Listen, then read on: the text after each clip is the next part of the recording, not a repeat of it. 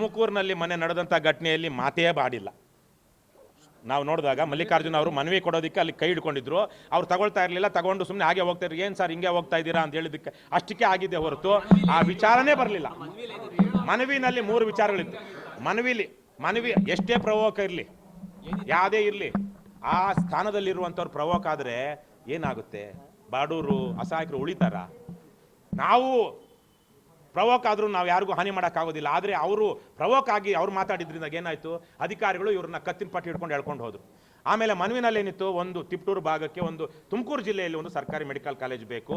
ಇಲ್ಲಿ ಸರ್ಕಾರಿ ಮೆಡಿಕಲ್ ಕಾಲೇಜೇ ಇಲ್ಲ, ರಾಜ್ಯದ 2ನೇ ದೊಡ್ಡ ಜಿಲ್ಲೆ ತಿಪ್ಟೂರು, ಆ ಭಾಗದಲ್ಲಾದರೂ ಒಂದು ಮೆಡಿಕಲ್ ಕಾಲೇಜ್ ಮಾಡಿ ಅಂತ ಒಂದಿತ್ತು.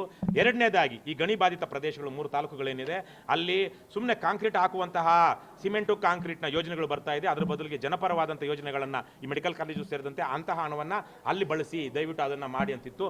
3ನೇದಾಗಿ ತುಮಕೂರು ಕಂಡಂಥ ಅತ್ಯಂತ ಭ್ರಷ್ಟೆ ಅದಕ್ಷೆ ಜಿಲ್ಲಾಧಿಕಾರಿ ಮತ್ತು ತುಮಕೂರಿನ ಅತ್ಯಂತ ಭ್ರಷ್ಟ ಮತ್ತು ನಾಲಾಯಕ SP ಏನಿದ್ದಾರೆ ಅವ್ರನ್ನ ವರ್ಗಾವಣೆ ಮಾಡಬೇಕು. ಅದಕ್ಕೆ ಕಾರಣಗಳು ಇವ್ರ ಕಡೆಯಿಂದ ಆಗಿರುವಂಥ ಭ್ರಷ್ಟಾಚಾರ, ಅವ್ರ ಕಡೆಯಿಂದ ಆಗಿರುವಂಥ ಕರ್ತವ್ಯ ಲೋಪಗಳು. ಯಾಕಂದರೆ DC SP ಭ್ರಷ್ಟಾಚಾರದ ಪ್ರಕರಣಗಳಿಲ್ಲ, ಆದರೆ ಕರ್ತವ್ಯ ಲೋಪಗಳು. ಅವರ ಅಧೀನ ಪೊಲೀಸರು ಯಾವ ರೀತಿ ದುರ್ವರ್ತನೆ ತೋರ್ತಾ ಇದ್ದಾರೆ, ಅದನ್ನು ಅವ್ರು ಹೇಗೆ ಮುಚ್ಚಿಡ್ತಾ ಇದ್ದಾರೆ, ರಕ್ಷಣೆ ಕೊಡ್ತಾ ಇದ್ದಾರೆ ಅಧಿಕಾರಿಗಳಿಗೆ ಅನ್ನೋದಿತ್ತು. ಹಾಗಾಗಿ ಇಂತಹ SP ಮತ್ತು DC ನಮ್ಮ ಜಿಲ್ಲೆಗೆ ಬೇಕಾಗಿಲ್ಲ. ಹಾಗಾಗಿ ಅವ್ರನ್ನ ಬೇರೆ ಕಡೆಗೆ ವರ್ಗಾವಣೆ ಮಾಡಿ, ಎತ್ತಂಗಡಿ ಮಾಡಿ ಅನ್ನುವಂಥ 3 ಮನವಿಗಳಿತ್ತು. 3 ಮಲ್ಲಿಕಾರ್ಜುನ್ ಅವರಿಗೆ ಸ್ವಂತದ್ದು ಯಾವುದು ಆಗಬೇಕಾಗಿದ್ದಂಥದ್ದಾಗಲಿ, ಅವರ ವೈಯಕ್ತಿಕವಾದದ್ದಲ್ಲ, ತುಮಕೂರು ಜನರ ಪರವಾಗಿದ್ದಂತಹ ಮನವಿಗಳು. ಈ 3 ಬೇಡಿಕೆಗಳು ಈಡೇರೋ ತನಕನೂ ನಿಮ್ಮ ಪ್ರೊಟೆಸ್ಟ್ ಮುಂದುವರಿಯುತ್ತೆ? ನಮ್ಮ ಪ್ರೊಟೆಸ್ಟು ಅದನ್ನೇ ಹೀಗೆ ಅಂತ ಹೇಳೋದಕ್ಕಾಗೋದಿಲ್ಲ. ನಮ್ಮ ಹೋರಾಟ 3 ಜೊತೆಗೆ ಇನ್ನೂ 6 ಸೇರಬಹುದು. ಈಗ ನಾಳೆನೇ ಮೆಡಿಕಲ್ ಕಾಲೇಜು ಅಪ್ರೂವ್ ಆಯಿತು, ಅವ್ನು ಕೈ ಬಿಡ್ತು, ಇನ್ನೊಂದು ಯಾವುದೋ ಬರಬಹುದು, ಎಲ್ಲ ಮುಗಿಬಹುದು, 3 ಆಗಬಹುದು. ನಾಳೆ ನಾಡಿದ್ರಲ್ಲೇ ಈಗ ಇದು ಯಾವುದಿದ್ದು ಈ ಇಬ್ಬರು DC ಮತ್ತು SP ಯಾವ ಬೇಕಾದ್ರೂ ವರ್ಗಾವಣೆ ಆಗ್ಬೋದು. ಸಮಯ ಮುಗಿತಾ ಬಂದಿದೆ ಅವ್ರದ್ದು. 100 ತಪ್ಪುಗಳಾಗೋಗಿದೆ, 101 ತಪ್ಪು ಆಗಬೇಕಷ್ಟೇ. ಹಾಗಾಗಿ ಅವ್ರದ್ದು ಆಗುತ್ತೆ.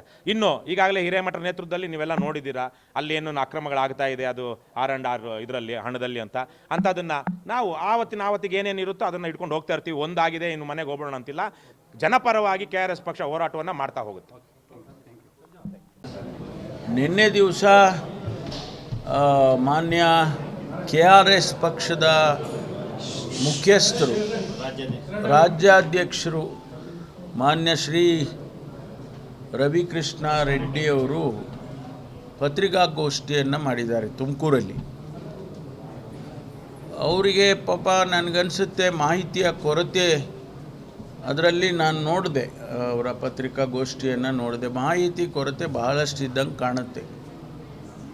ಅವರು ನನ್ನ ಮೇಲೆ ವೈಯಕ್ತಿಕವಾಗಿ ಟೀಕೆಯನ್ನು ಮಾಡಿದ್ದಾರೆ, ಅಸಮರ್ಥ ಅಂತ ಹೇಳಿದ್ದಾರೆ. ಅದೆಲ್ಲ ಹೇಳಲಿ, ಅವರು ಹೇಳೋದ್ರಲ್ಲಿ ನಾನೇನು ಅದನ್ನು ಅಬ್ಜೆಕ್ಷನ್ ಮಾಡೋದಕ್ಕೆ ಹೋಗೋದಿಲ್ಲ. ನನ್ನ ಅಸಮರ್ಥತೆ ಸಮರ್ಥತೆ ಇದೆಲ್ಲ ನಮಗೆ ಜನ ತೀರ್ಮಾನ ಮಾಡ್ತಾರೆ ಅಥವಾ ವ್ಯವಸ್ಥೆ ತೀರ್ಮಾನ ಮಾಡುತ್ತೆ.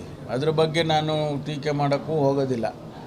ಆದರೆ ತುಮಕೂರಿಗೆ ಬಂದು ತುಮಕೂರಿನ ಅನೇಕ ವಿಚಾರಗಳನ್ನು ಮಾತಾಡಿದ್ದಾರೆ, ಅಭಿವೃದ್ಧಿಗಳ ವಿಚಾರ ಮಾತಾಡಿದ್ದಾರೆ, ವೈದ್ಯಕೀಯ ಕಾಲೇಜು, ಸರ್ಕಾರಿ ವೈದ್ಯಕೀಯ ಕಾಲೇಜಿನ ವಿಚಾರ ಮಾತಾಡಿದ್ದಾರೆ. ಪಾಪ ಅವ್ರಿಗೆ ಗೊತ್ತಿಲ್ಲ ನಾವು ತುಮಕೂರಿನಲ್ಲಿ ಏನೆಲ್ಲ ಅಭಿವೃದ್ಧಿ ಆಗಿದೆ ಅನ್ನೋದನ್ನು ಮುಂದಿನ ದಿನದಲ್ಲಿ ನಾನು ಒಂದು ಹ್ಯಾಂಡ್ಔಟ್ಸ್ನೇ ಬಿಡುಗಡೆ ಮಾಡ್ತೇನೆ.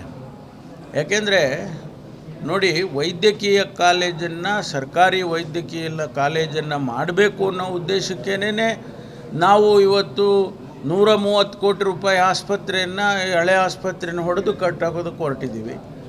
ಆಮೇಲೆ ಆ ದುಡ್ಡು ಕೂಡ ಸೆಪ್ಮಿಸಲ್ಲಿ ಬಂದಿದೆ.